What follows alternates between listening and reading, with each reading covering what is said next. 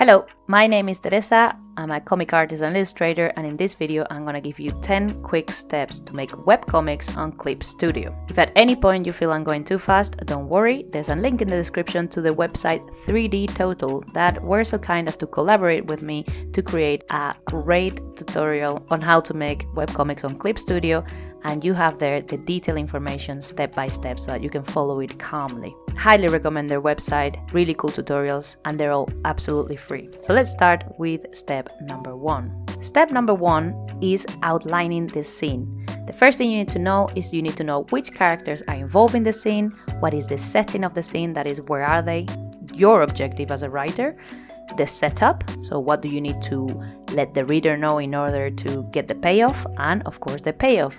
What is the thing that the reader is going to be satisfied about when the scene is over? So did you answer any questions? Did you create any mystery? Did you foreshadow something interesting? Did you create anything of interest that is a payoff for the reader? So here's a little example of how I outline pages. Basically what I do is I put what happens at the beginning, what happens at the end, and I make sure that I'm either moving forward in the setup or giving the reader the payoff. And if I'm not doing either of those two things in an effective way, I reconsider and delete. So it's just those two lines. What happens at the beginning, what happens at the end. Step number 2, break down each page into panels. So now that you know what needs to happen at the beginning of the page and what needs to happen at the end of the page, it's just a question of making each panel move towards the change that you want in that page. Deciding how to do this is completely up to you and is the part of the writing process that is most difficult. But I would recommend you go into your favorite comics and you check out how they do it, how many panels they have per page, how much dialogue they have per page, and maybe if you see that you have too much going on in a page, maybe reconsider and break that into 2 pages, and if you have too little happening, compile it into 1 page. So this is a moment where you could reconsider your outline.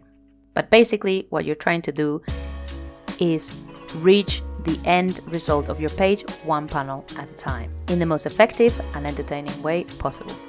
Step number 3, draw the thumbnails. The thumbnails are simply a tiny representation of how the page will look like. So look at your panel descriptions and lay them out in the page in a tiny little representation of the page. Here's an example of how I do it. And sometimes this can be very daunting because it's an exercise in design. So what I do is I look through my favorite comics, and I also have a Pinterest board, Pinterest link in the description, with a lot of panel layouts that I find really cool, and then I take elements from them to have an idea of what to do in my own pages to make them more interesting and the composition to be more effective. Step number 4, prepare the file. So open a new file on Clip Studio and choose a comic page and choose the right size of the page and resolution. The bigger the size and the resolution, the slower your computer will go. The smaller the size, the most difficult it will be to print it later if you actually wanted to print. But if you know you want this to be digital and you're never going to print it, then go for smaller sizes, because it's not worth having a super laggy computer for nothing.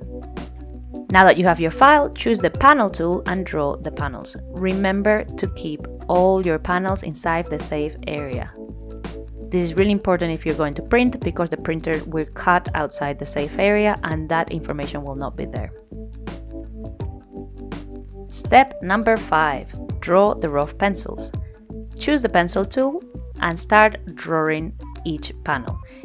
At this point, you need to focus on creating interesting and dynamic drawings with good composition. Don't worry too much about details or anatomy, because this is not the time for that. What you need to focus on is the energy and the gesture in your drawings so that the final page looks dynamic. Step number 6, rough lettering.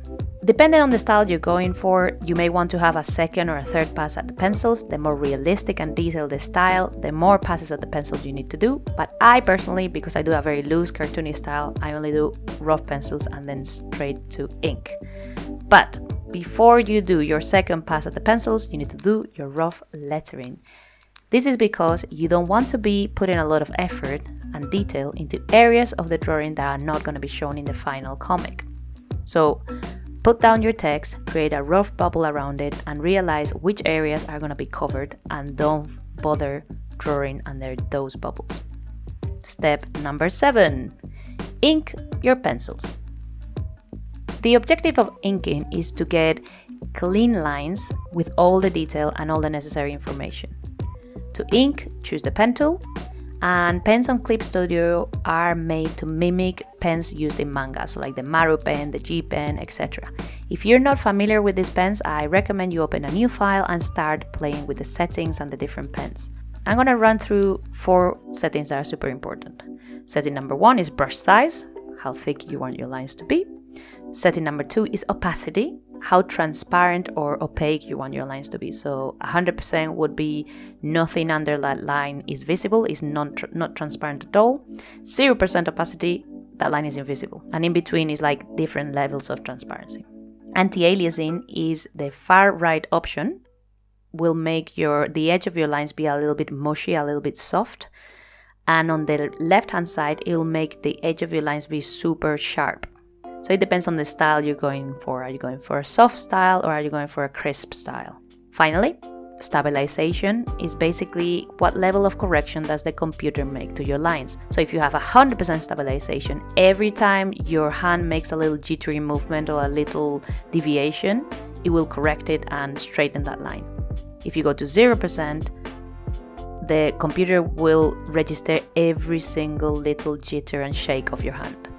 I tend to work on 10 to 15% stabilization, except when I'm making industrially produced objects such as glasses, houses, tables, etc., for which I use a level of precision that is typical of a machine. But the rest of the lines I use low stabilization to give them a more natural look. Step number 8, flat colors. Okay, we refer as flatting as blocking out all the color shapes in the page without shadows, without light, without texture, without any effects. So it's just the basic flat colors.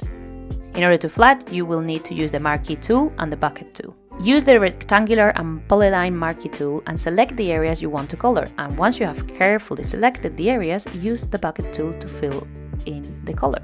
As an advice, apply the color to the bigger areas, such as the complete panel, and then start going into the bigger area inside that, like the shape of the character, and then inside that, their mouth, their shirt. So go from bigger to smaller so that you don't leave any pixels white. Step number 9, shadows. Now, create a new layer and put that on top of the flats layer. Then set the blending mode to multiply in the drop-down menu and apply your shadows in the multiply layer with a pen tool or a brush. When choosing a color for your shadows, if you want naturalistic shadows, choose the same color as the sky or as the light in the room. However, you may want to use dramatic colors for shadows for different effects, such as in a laboratory of a mad scientist, green shadows, or in a very creepy graveyard scene, purple shadows. And finally, lettering and effects. It is time for the final lettering, and it is very important that you choose the right font for your lettering. So no Comic Sans. That's the rule, the universal rule. And basically, I would recommend you go to the font or other websites that I have linked in the description to find a font that is copyright free, especially if you're going to sell this or you aim to get some monetary gain through this comic. Do not use copyrighted fonts because you could get in trouble, and as well is very disrespectful to the designers that have put a lot of thought and time into creating these fonts. Once you have the right font, pay attention to the space between the lines and adjust it to minimize the space used for text. And once the text is written, use the figure tool to draw the bubbles, making sure you leave white space in their margins. I will do a tutorial in the future about bubbles because they're really tricky, but do your best and play around with it.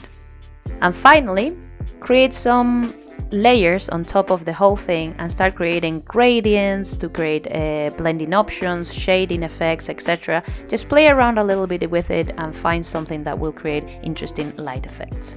And that's it. All you have to do now is you need to save the file to be 800 pixels wide so that you can upload it onto Webtoons. If you have any questions or any comments, please leave a comment down below, and I'll see you in the next video. Bye bye!